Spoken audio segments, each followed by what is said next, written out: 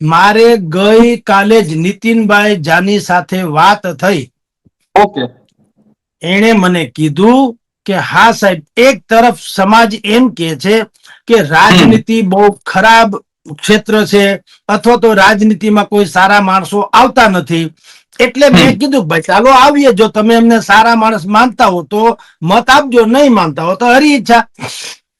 બિલકુલ. પણ હવે એટલી વાત તો નક્કી છે કૃપાલસિંહ, એ હવે એન્ટાયર ગુજરાતના તમામે તમામ નાગરિકો જે મતદારો છે એને સમજવી જોઈએ. રાજનીતિ હવે એક પ્રોફેશન ને કેરિયર અમુક લોકો માટે બની ગયું છે. અમુક લોકો એને પ્રોફેશન, કેરિયર, પેઢી, ધંધો એમ બનાવ્યું છે. સારા, સજ્જન, સમર્પિત, સમાજ સેવી, ઉત્તમ કક્ષાના લોકો જે છે એ જો રાજનીતિમાં આવે તો આ ક્ષેત્ર ખોટું નથી.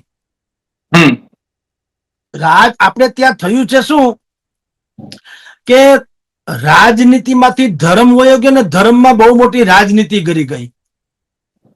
ડખો એમ થયો છે.